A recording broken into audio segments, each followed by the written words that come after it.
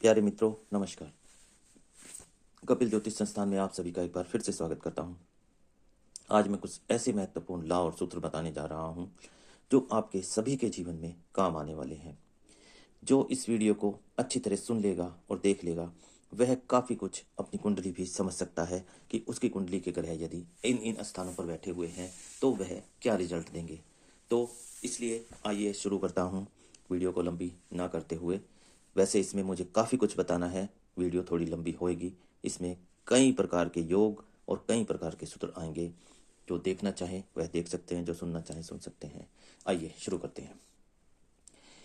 देखिए, एक सबसे पहला नियम है कि 9, 10, 2, 4 इनका एक लॉ है। इसका क्या लॉ है कि नौवे के घर से बादल उठे, यानी कि नौवा जो घर है उसमें बैठे हुए ग्रह के जो भी ग्रह हैं, नौवे घर से बादल उठते हैं, 10वें घर से पानी भरते हैं और दूसरे घर के पहाड़ों से टकराकर वर्षा करते हैं, तब जाकर चौथे घर में फसल उगती है। इसका अर्थ यह है कि यदि नौवें घर में कोई भी ग्रह बैठा हुआ है तो दूसरे घर से 10वें घर से सहयोग लेकर वह फिर दूसरे घर से उनका कॉम्बिनेशन बनता है और उस कॉम्बिनेशन के अनुसार मेहनत कर कर चीज को अम्ल में लाकर एप्लीकेबल कर कर तब उसको चौथे घर से जाकर उसका रिजल्ट मिलता है, यानी कि उसकी प्राप्ति होती है। आइए विस्तार से समझा देता हूं। मतलब यह है कि यदि दूसरे घर में कोई ग्रह है और 10वां खाली है तो दूसरे घर के ग्रह बुढ़ापे में जाकर फल देंगे। अगर वह अच्छा नहीं माना जाता, इसलिए दूसरे और 10वें दोनों में ग्रह हों या किसी में भी ग्रह ना हो तो बहुत ही अच्छा है। अब अगर 9वें, 10वें, दूसरे और चौथे इन सब में मित्र ग्रह बैठ गए तो समझ लीजिए जीवन की नैया पार है। सब कुछ मिलेगा, सब कुछ, धन संपत्ति दौलत वाहन मकान, सब कुछ, रुपया पैसा प्रॉपर्टी, हर प्रकार का सुख मिलेगा।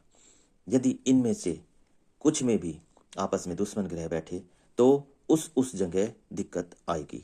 आइए विस्तार से जानते हैं। अब इसी प्रकार से यदि 9वें और 10वें में दोनों घर में ग्रह हों तो इंसान के काम अच्छे चलते रहेंगे। लेकिन इसी परिस्थिति के अनुसार यदि चौथे घर में कोई ग्रह ना हो तो उस इंसान के पास नगद पैसा नहीं होगा, अर्थात कैश लिक्विडिटी नहीं होगी। अब बाकी उसके कामकाज बिजनेस सब कुछ रूटीन में चलते रहेंगे, लेकिन उसके पास कैश में पैसा नहीं होगा। बैंक बैलेंस होगा, सब कुछ होगा, लेकिन कैश में पैसा नहीं होगा। सारे काम बनेंगे, सारे काम रूटीन में चलेंगे, अच्छा बिजनेस भी चलेगा, सब होएगा। अब इस प्रकार से यदि दूसरे और 9वें घर में ग्रह हों और 10वें में नहीं है तो इंसान के कामकाज बनने में बार बार दिक्कतें आती रहेंगी। और इससे तो अच्छा यह है कि दूसरे और 10वें में कोई ग्रह ना हो तो ही अच्छा है, और 9वें और चौथे में ग्रह हो तो और आपस में मित्र ग्रह हों तो यह फिर भी अच्छा है और यह अच्छा ही फल देंगे और जिंदगी भी अच्छी चलती रहेगी, सब काम भी बनते रहेंगे और किसी प्रकार से कोई दिक्कत परेशानी भी नहीं आएगी। लेकिन यदि 9वें और चौथे के ग्रह आपस में दुश्मन हुए तो भी जिंदगी खराब हो जाती है। अभी मैंने बताया था ना स्टार्टिंग में ही, यदि 9, 10, 2, 4 इनमें मित्र ग्रह बैठ गए तो पूरी जिंदगी आराम से कटेगी, खुशहाली में कटेगी, धन संपत्ति रुपया पैसा हर चीज़ मिलेगी। लेकिन अब मैं इनको आपको तोड़ तोड़ के बता रहा हूँ कि दो दो ग्रह यदि कैसे बैठे हैं तो उनका क्या फल होगा, यह भी आपको समझना बहुत ज़रूरी है। जैसे कि अभी बताया मैंने कि यदि 9वें में और चौथे में आपस में दुश्मन ग्रह बैठ गए तो जिंदगी खराब हो जाती है, जिंदगी रुक कर चलती है, रुकावटों के साथ चलती है और बहुत मुश्किलों में चलती है। इसीलिए 2, 9, 10 और 4 का मतलब यह है कि दो दूसरे में बैठा हुआ ग्रह तब अच्छा होगा यदि 10वें में बैठे हुए ग्रह अच्छे हों तो, यानी कि दोनों आपस में दोस्त हों। और 9, 10, 2, 4 सब में ग्रह हों तो अच्छा है, बहुत ही अच्छा है। फिर बादल भी उठेंगे, पानी भी भरेंगे और पहाड़ों से भी टकराएंगे, वर्षा भी करेंगे और फसल भी उगेगी। लेकिन यदि किसी भाई के हर एक में होना जरूरी नहीं है, सबके ही हो, तो इसके लिए 9वें में और चौथे में ग्रह आपस में मित्र हैं तो अच्छा है, जीवन सुख से चलेगा, अच्छी प्रकार से चलेगा। लेकिन यदि 9वें में और 10वें में दुश्मन ग्रह हों तो यह एक बुरा सिंबल है। यह उस व्यक्ति को दुख देते हैं, तकलीफ देते हैं और जीवन मुश्किल से चलता है।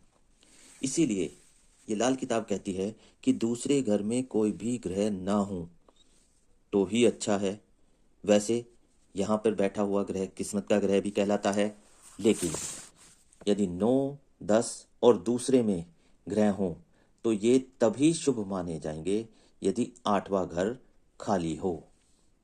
देखिए, ये एक नया लॉ इनके साथ जुड़ गया है कि 9वां और 10वां और दूसरे घर में बैठे हुए ग्रह तभी शुभ माने जाएंगे जब 8वां घर आपका खाली हो। नहीं तो दिक्कत है।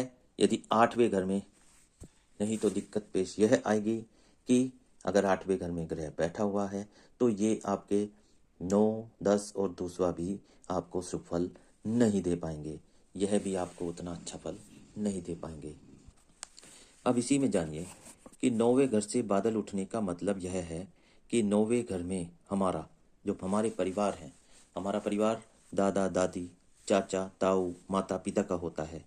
इसका मतलब बच्चों के संस्कार कैसे होंगे यह हमें इस घर के ग्रह बताते हैं। 10वें घर से पानी भरते हैं। 10वें घर से पानी भरने का मतलब यह है कि 10वां घर पिता का है, अर्थात बच्चे का पिता क्या करता है, वह काम उसका अच्छा है बुरा है, वह बुद्धू है या समझदार है।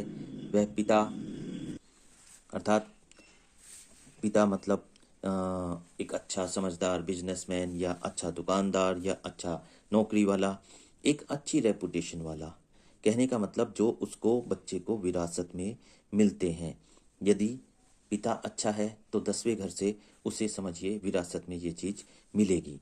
10वें घर से वो जो पानी भरेंगे, मेरा कहने का मतलब है उसको वह चीज विरासत में मिलेगी। जैसा भी पिता होगा, पिता अच्छा होगा तो अच्छी मिलेगी, पिता खराब होगा तो खराब ही मिलेगी।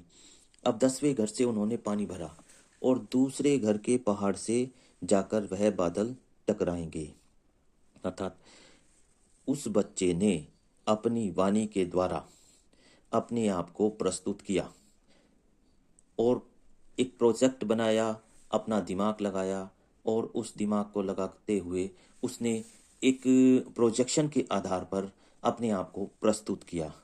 और जब वह अपने आप को प्रस्तुत करता है, यानी कि दूसरे घर से टकराता है, यानी कि उसने खुद से जो मेहनत करके अपना दिमाग लगाकर जो कुछ भी एक प्रोजेक्ट प्रस्तुत किया, उसके द्वारा उसके टकराने के बाद जब उसकी ये वर्षा होगी तब चौथे घर में जाकर फसल उगती है। इसका मतलब यह है कि जब चौथे घर में जाकर फसल उगती है, अर्थात उसने जो भी अपनी प्रोजेक्शन, अपना प्रोजेक्ट अपनी वाणी के द्वारा अपने आप को प्रस्तुत किया कि मैं ऐसा हूँ, और वह अच्छा है या बुरा है, वह उसका परिणाम चौथे घर में जाकर आता है। यदि उसने बेटर प्रोजेक्ट हासिल किया है तो उसको उन्नति, प्रमोशन और अच्छी सफलता मिलती है, और यदि उसने बेटर नहीं किया है तो उसको उस हिसाब से सफलता नहीं मिल पाती। यह चौथे घर का परिणाम होता है। यदि चौथे घर में शुभ ग्रह बैठे हुए हैं तो यह आदमी बहुत अच्छा राजनीतिज्ञ भी हो सकता है, एक अच्छा नेता हो सकता है। इसमें उसे दूसरे घर का साथ भी मिलना बहुत जरूरी है। यदि दूसरे घर में उसका मित्र ग्रह बैठा हुआ है तो वह एक अच्छा लेक्चरर भी बन सकता है, अच्छा उपदेशक भी बन सकता है, और यदि नहीं तो उसकी बात कोई नहीं मानेगा, कोई नहीं सुनेगा, वह जो कहेगा उसकी बात पर कोई ध्यान नहीं देगा। चौथे घर से ही आदमी की कमाई का पता चलता है। 2, 10, 9, 4 का कॉम्बिनेशन मैंने शुरू में भी बताया था। यदि अच्छा है तो सब कुछ अच्छा है, और यदि खराब है तो खराब है। देखिए, मैंने इसमें बीच में आपको तोड़ तोड़ के भी बता दिया है कि कौन से ग्रह के आधार पर दो ग्रह यदि कैसे बैठे हुए हैं तो उनका क्या फल होगा। अभी और बता देता विस्तार से। यदि 9, 10 और 4 में ग्रह हों तथा 2 में कोई ग्रह ना हो तो व्यक्ति 9, 10, 4 घर के ग्रह की वस्तुओं को रोज मंदिर में दान दे। यह भी एक इसका उपाय है। दूसरा घर उसी से आबाद हो जाता है, अर्थात उसी से अच्छा बन जाता है। नहीं तो दूसरे घर के अंदर अगर वृषभ राशि में आप चंद्रमा भी उचका बैठा दो तो भी व्यक्ति को 200 ग्राम चावल अपना 43 दिन लगातार मंदिर में दे, तब भी यह घर आबाद हो जाता है। अगर दूसरे घर में नहीं कुछ है तो आपने यह उपाय जरूर करना है। अब यदि दूसरे और 10वें घर के अंदर बैठे हुए ग्रह का किसी भी प्रकार से कोई भी दुश्मन ग्रह 8वें घर में बैठ जाए या 8वें घर में बैठा हुआ ग्रह दूसरे और 10वें घर में बैठे हुए ग्रह का दुश्मन हो तो 8वें घर के खराब स्थिति में बैठा हुआ जो ग्रह है तो यह पूरी कुंडली ही खराब कर देता है। यह एक बहुत महत्वपूर्ण लॉ है। फिर से बता देता हूँ, दूसरे और 10वें घर के अंदर बैठे हुए ग्रह का यदि 8वें घर में बैठे हुए ग्रह दुश्मन हो, यानी कि 8वां घर दुश्मन बन जाए, 8वां घर खराब स्थिति में हो जाए तो यह कुंडली ही खराब मानी जाती है। अर्थात 2, 4, 9, 10 का कॉम्बिनेशन खराब हो जाता है और यह इसलिए भी खराब हो जाता है कि 8वां घर में वहां दुश्मन ग्रह आ गया। तो इसलिए इस 2, 4, 9, 10 के कॉम्बिनेशन को देखते समय 8वें घर का ध्यान भी रखना बहुत जरूरी है। यदि 8वां घर में अच्छा और मित्र ग्रह है तो बहुत अच्छा है, लेकिन यदि दुश्मन ग्रह बैठ गया तो यह खराब कर देगा। यह एक उसी प्रकार से आपको मिलेगा जैसे आपकी पसंद का खाना हो, आपके सामने परोस दिया जाए लेकिन वह खाना सड़ा हुआ हो। अर्थात आपकी पसंद का खाना तो परोस दिया लेकिन वह खाना खाने लायक ना हो, ये स्थिति बन जाती है। हमारी जो उम्र की शुरुआत है, जब बच्चा पैदा होता है, यह शनि, राहु, केतु इनके अनुसार मानी जाती है। इसमें शनि की 6 साल तक, शुरू के 6 साल तक शनि की उम्र मानी जाती है और उसके बाद के 6 साल राहु की उम्र मानी जाती है और बाद के 3 साल केतु के माने जाते हैं। अर्थात 6, 6, 12 प्लस 3, 15 साल तक जो उम्र मानी जाती है बच्चे की, वह शनि, राहु और केतु के अनुसार जैसे भी कुंडली में बैठे हुए हों उनके अनुसार ही उस बच्चे का फल मिलता है और उसी अनुसार उसकी उम्र मानी जाती है। शुरुआत के जो 15 वर्ष हैं इसी के अनुसार बच्चे को फल मिलता है। अब दूसरे घर में बैठे हुए ग्रह का पहले 15 साल तक छठे घर में बैठे हुए ग्रह के अनुसार बच्चे के मामा, बच्चे की माता, उन पर असर पड़ता है और छठा घर ही उसी के कारण आदमी को बीमारी मिलती है। यदि दूसरे घर के अंदर अच्छे ग्रह, शुभ ग्रह बैठे हुए हों तो आदमी का बुढ़ापा अच्छा कटेगा, अच्छा गुजरेगा। यह मैंने पहले भी बताया है। लेकिन यदि उसके शुरुआती साल उसको शुरुआत के 35 साल तक परेशानी हो सकती है या हद से हद हो तो उसको 45 साल तक तकलीफ और मुश्किलों भरा जीवन हो सकता है, लेकिन उसका बाद का जीवन बहुत अच्छा गुजरेगा। जैसे ही 50-52 साल की उम्र आ जाएगी उसका अच्छा समय बीतेगा और अच्छे ही फल मिलेंगे। अब यदि चौथे घर के अंदर बृहस्पति बैठा हो फॉर एग्जाम्पल, तो यह अच्छा होता है और यह इंसान को एक नंबर का बहुत बड़ा कंजूस बना देता है। इतना कंजूस बना देता है यह कि ये इंसान के पास धन दौलत रुपया पैसा किसी चीज़ की कमी नहीं होती, लेकिन यह कंजूस इतना बड़ा होता है कि यह उस पैसे को ना तो खुद इस्तेमाल करता है, ना अपने बच्चों को, ना अपने परिवार को इस्तेमाल करने देता है। अर्थात उसने कोई एक गाड़ी खरीद ली तो उस गाड़ी को 100 पीस बनाकर अपने घर पर ही रखेगा। साल में एक बार कहीं ले गया, 6 महीने में एक बार ले गया तो ले गया, नहीं तो उस गाड़ी को 100 पीस बनाकर ही रखेगा। वह स्वयं भी उसको नहीं बरतता है और अपने परिवार को भी उसको बरतने नहीं देता है। जबकि चौथे घर में बैठने वाला भगवान को मानने वाला होता है, धन दौलत भी होती है, लेकिन धन दौलत होने के बाद भी वह उसका खर्च नहीं करता है। तो इस आदमी को मोक्ष का द्वार भी, कुंडली का जो हमारा दूसरा घर माना जाता है, यदि इसमें बृहस्पति या चंद्रमा बैठा हुआ है तो दूसरे घर के अंदर बुध या कोई भी पापी ग्रह बैठ जाए तो उस आदमी को मोक्ष का द्वार नहीं मिल सकता। यह आदमी उपदेश दे सकता है, भगवान के बारे में बता सकता है, कथा कर सकता है, हर प्रकार से ज्ञान की बातें कर सकता है, परंतु उसको स्वयं मोक्ष का द्वार नहीं मिल सकता। हाँ, यदि दूसरा घर खाली हो तो मोक्ष का द्वार भी प्राप्त किया जा सकता है। अब आप ये कहेंगे कि आपने बताया था कि दूसरे घर में से ही सब कुछ मिलता है। हाँ जी, ये भी बात सत्य है, लेकिन यदि मोक्ष चाहिए तो दूसरा घर का खाली होना भी जरूरी है। अब इसमें एक और महत्वपूर्ण सूत्र बता देता हूँ आपको। यदि किसी भी व्यक्ति का बृहस्पति दूसरे घर के अंदर हो तो यह एक बहुत बड़ी ताकत है। बृहस्पति अच्छा रिजल्ट देता है दूसरे घर के अंदर। अब इसी में यदि इसके साथ राहु या केतु आ जाते हैं दूसरे घर में बृहस्पति के साथ राहु बैठ जाए या केतु बैठ जाए, यह उसको खराब नहीं करते हैं, अर्थात दूसरे घर में बैठकर यह भी एक अच्छा रिजल्ट ही देते हैं। यह दोनों उसके साथ बैठकर एक अच्छा रिजल्ट देंगे। लेकिन इस राहु केतु में से किसी की भी दशा आने पर, यानी कि मारक ग्रह की दशा आने पर यदि 8वां घर आपका खाली है तो यह उस व्यक्ति को ये समझिए कि उसकी जान का दुश्मन बन जाता है और उस दशा के अंदर यह व्यक्ति की जान भी ले सकता है, ये मारक ग्रह। लेकिन इसके विपरीत यदि 8वें घर में कोई ग्रह बैठा हुआ है तो इन मारक ग्रह की दशा आने पर व्यक्ति की जान नहीं जाएगी, अर्थात यह व्यक्ति को नहीं मार सकता है। अब एक और लॉ सुनिए। अब लाल किताब के अनुसार ही 1, 4, 7, 10 इनको बंद मुट्ठी के खाने कहा जाता है, या वैदिक में इनको केंद्र और त्रिकोण के खाने भी कहे जाते हैं। ये 1, 4, 7, 10 ये त्रिकोण केंद्र के खाने माने गए हैं। अब इसमें यदि दूसरा, 11वां और 9वां ये मंदिर के स्थान माने गए हैं, अर्थात दूसरा या 11वां या 9वां घर यदि हमें आबाद करना है, यानी हमें अच्छा करना है, तो इनके प्रिय मित्र की वस्तुएं भी हम मंदिर में दे सकते हैं। फॉर एग्जाम्पल, जैसे कि दूसरे घर में चंद्रमा बैठा हुआ है, मैंने अब आगे 9वें और 11वें की बात कही, तो चंद्रमा के मित्र ग्रह कौन से हैं? सूर्य, बृहस्पति।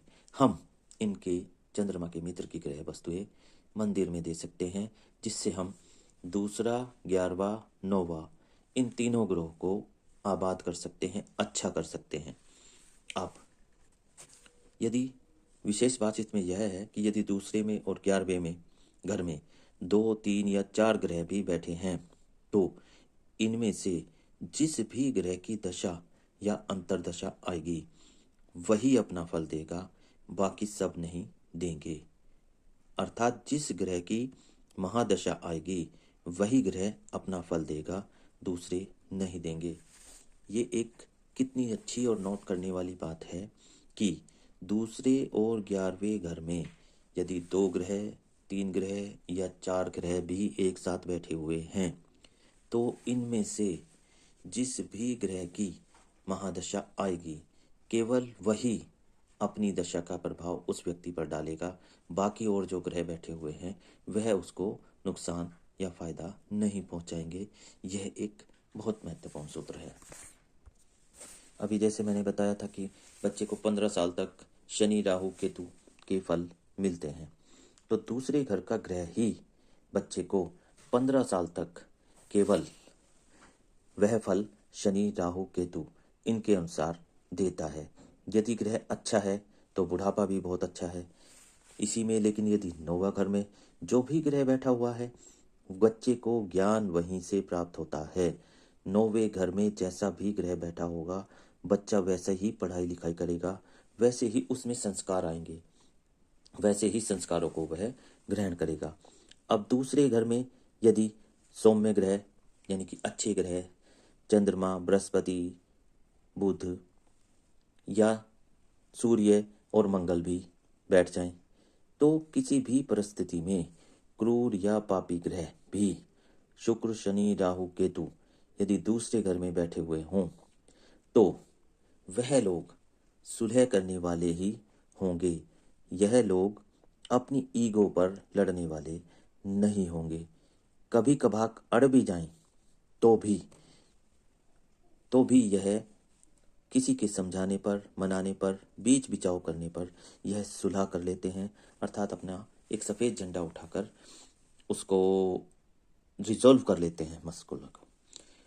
अब देखिए, और गृहस्थी के लिए तो शुक्र को दूसरे ग्रह में बहुत ही शुभ माना जाता है।